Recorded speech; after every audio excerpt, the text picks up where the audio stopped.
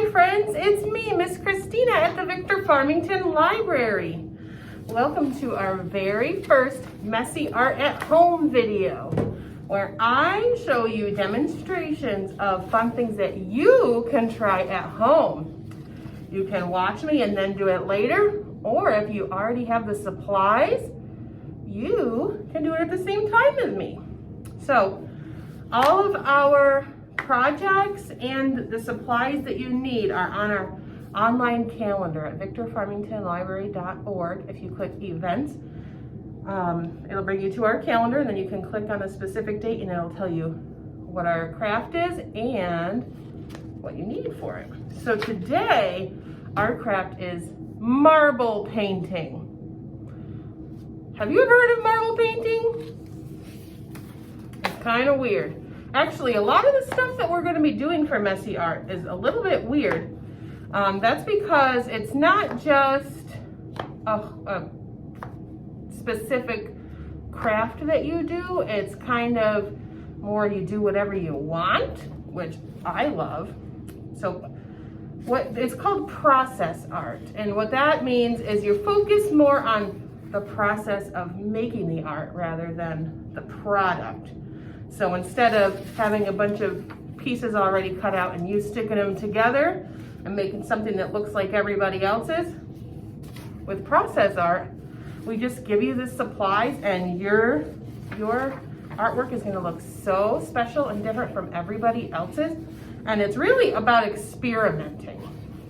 So for the marble painting, I have marbles, but I'm also gonna try it with ping pong balls to see if that works, because I just love to experiment. So the supplies we need for this are some paper. I just used some old construction paper that's kind of yellowing around the edges, and a color I don't use very often. So that's a good way to use things up too. So I have some paper. You can do as many pieces as you want.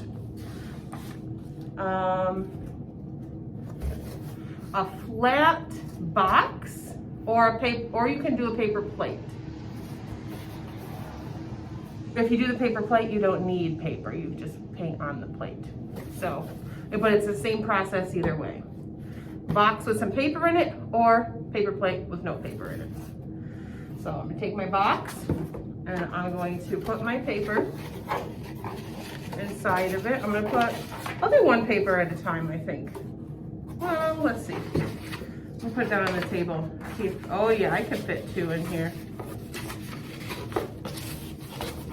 I'm just pressing it down so I know I have 2 pieces of paper in there.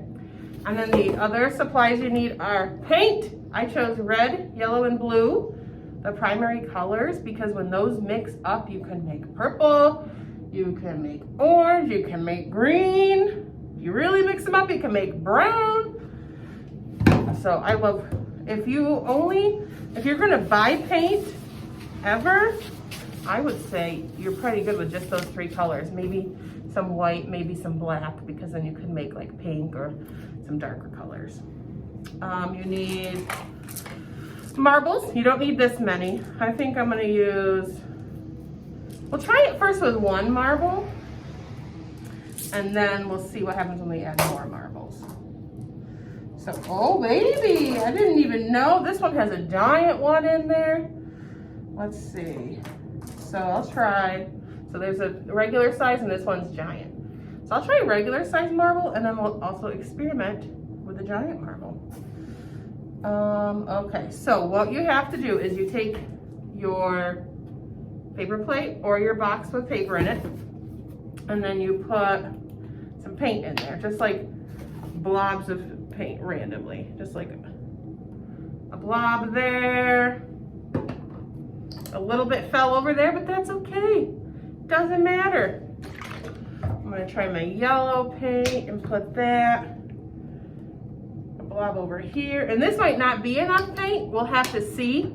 It's all about experimenting and problem solving. So when you're doing process art, you're really doing a lot more than just sticking stuff together. You have to do a lot of thinking. So I'm gonna put my blue in there. Can you see it? There it is. I'm gonna do some more red because The red's kind of thick. And so that's another experiment. What happens with the thick paint and what happens with the thinner paint. So the red's thick, the yellow and blue are thin. So then what we do, I'm gonna stand up for this, is you just take your marble. I'm gonna take my normal, regular size small marble and drop it in. See, it landed in the blue. I don't know if you can see. And then you just tilt it. It made a line. And then I'm gonna tilt it again this way. Oh, it went across the yellow. It picked up some red. Isn't that cool? And then let's see. What other ways can we do it? Ooh, you could try it in a circle. Look how cool that is already looking. I'm gonna flip it this way just so you can see. Ooh. So the reason we use a box or a paper plate is because the paper plate and the box have edges so your marble won't fly all around your room. You don't want that. So let's see. Oh, it's stuck in the blue. Oh, can we tilt it a little more? Woo! And it fell down. Go again. Ooh. So it is working in the red. It just moves a little bit slower. So that already looks pretty awesome if you ask me. You could leave it like that to dry. Or we could add, oh, where'd my marble go? I had a giant marble. Oh, it fell on the floor. Okay, so now I'm gonna take my giant marble, put it in there with the little marble. Let's see. Ooh. Oh, that one falls a lot faster because it's heavier. Oh, you can't even see it really. Let's see. See, that one's heavier, so the gravity pulls it down to the bottom a lot quicker. You can even get crazy and just like do a shake, shake, shake, shake, shake.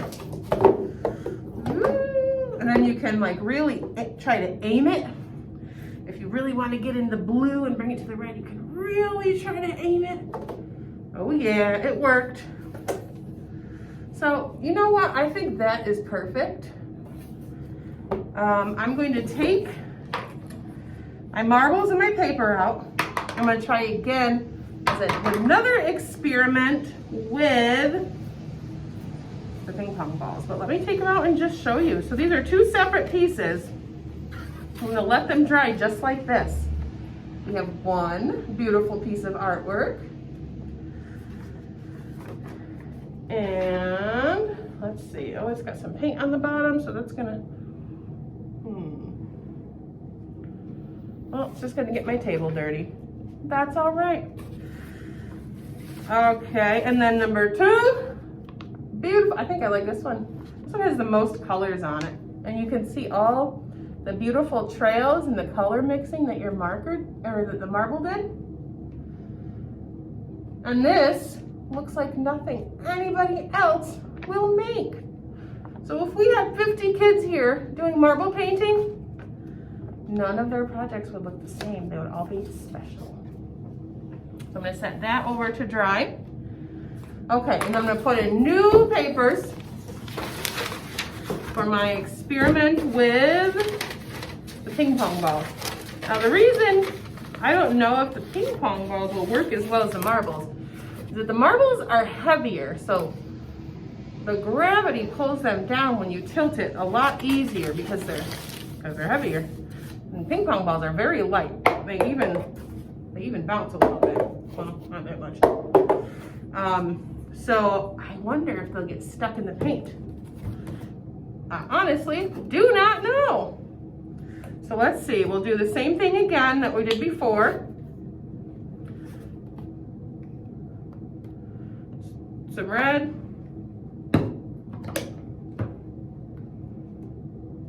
Some blue. And just for fun, just to see what happens, I'm gonna do a big line of yellow in the middle. Oh yeah! So I think there'll be more yellow in this one because anytime it goes back and forth, it'll definitely pick up the yellow. If it works, we'll see. So I'm gonna put in my ping pong ball. I'm gonna stand up so you can see. I'm gonna drop it in. Oh, it's stuck in the red, let's see. It's slowly moving, slowly. I'm gonna tilt it more. Whoop. Didn't make a whole lot of mark, but let's see. If we go this way.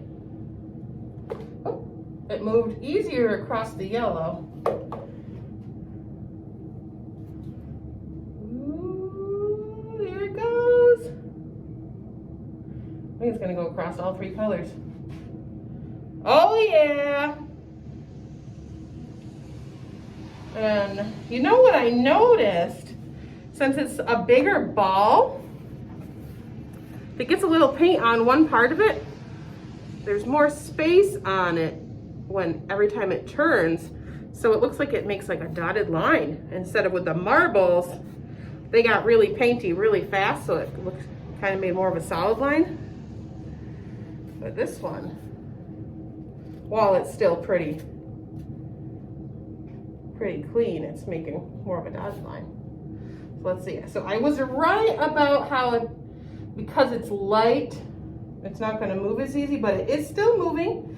And if it's not moving as fast as you want, you can give it a tap, tap, taparoo. Oh, and there it goes. Awesome. Now for extra fun, I have a second ping pong ball I'm going to put in there. Pop. And let's see if we can make some beautiful artwork.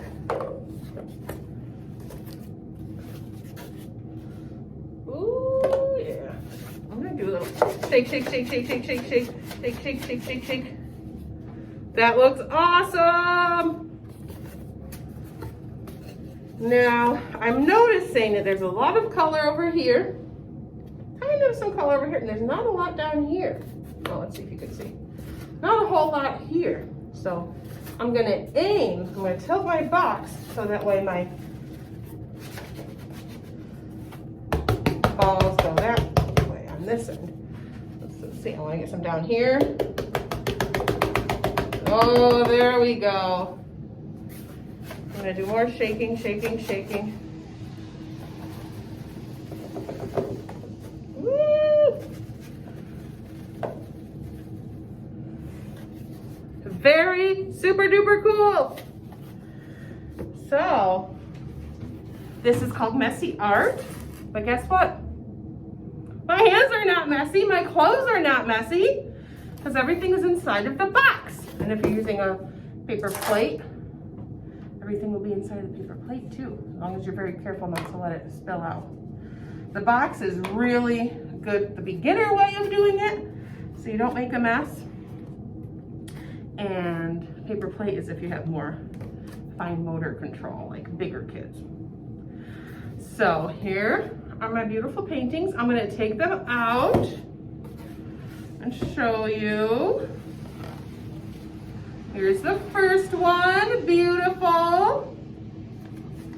Here's the second one, beautiful. And then I'll just show you again my other ones from before. One, and two. So you can experiment and see which size balls you like to use, which weight of balls you like to use. If you have even a bigger ball, you could try that, or a ball with like spikes on it, you could try that. There are so many different ways you could do this one simple project and make completely different art projects. So I think that will be it for today, my friends. So I will be making these videos for you every other week. So I'm posting this today on a Thursday, and I'll post it again in 2 weeks on a Thursday. And like I said before, you can check on our website to see what supplies you need and what the project is. Sometimes you'll need bubble wrap. Sometimes you'll need some Legos or other blocks. Sometimes you'll need tissue paper of different colors. And all the time, pretty much all the time, you will need paint and you will need paper. So you can use old paper, you can use any colors of paper you want. You could use newspaper. That's a great, cheaper way to do it, so you can save some money and you don't have to actually buy anything. You could get big old rolls of paper from the internet. And let's see, what else might we need? Definitely paint,